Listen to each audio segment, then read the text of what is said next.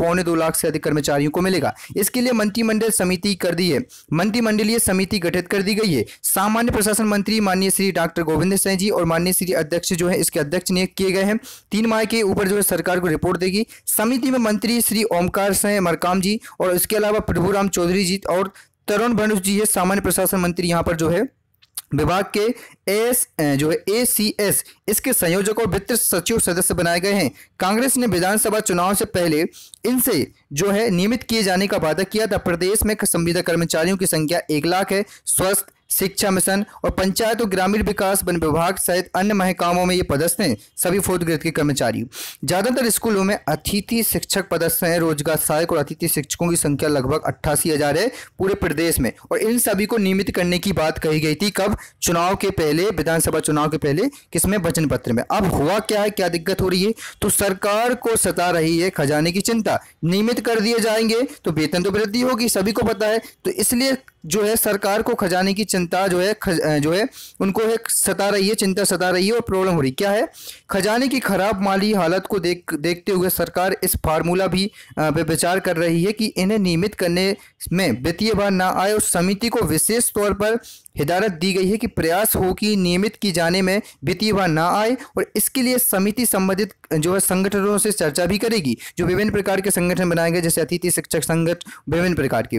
लोकसभा चुनाव पर है नजर। कांग्रेस का तोहफा जो है, कांग्रेस का फोकस लोकसभा चुनाव पर है। इसके लिए विभिन्न वर्गों के साधने की तैयारी हो रही है। किसानों और युवाओं को के बाद अब कर्मचारियों पर भी ध्यान केंद्रित किया गया है। इसलिए समिति को 3 माह का समय दिया गया है। इस दौरान लोकसभा चुनाव निकट आ जाएंगे और कांग्रेस इसका राजनीतिक लाभ मिल सकता है। बिल्कुल साफ साफ समझ में आ रहा है कि उनका उद्देश्य क्या है, समिति का गठन करने का। और चुनाव में जो है अब देखो दोबारा वो फायदा उठाना चाहते हैं पूरे प्रदेश के कर्मचारियों को जो नियमित नहीं है। आगे क्या कहना है गोविंद सिंह जी के जो अध्यक्ष हैं इसके? संविदा कर्मचारी और रोजगार सहायक और अतिथि शिक्षकों को नियमित किए जाने का वादा कांग्रेस ने किया था। बिल्कुल वचन पत्र में इससे शामिल भी किया गया था।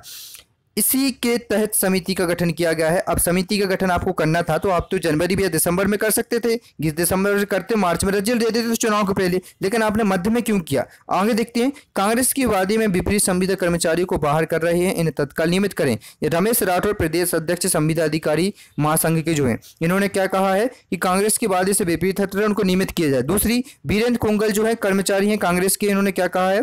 कांग्रेस सरकार को जो वादा याद दिलाना था, इसी के तहत नियमित की प्रक्रिया शुरू की गई और 2 लाख कर्मचारियों को मिलेगा लाभ, सभी को मिलने वाला है। यहाँ पीईबी के संबंध में बहुत बड़ी खबर दी गई है।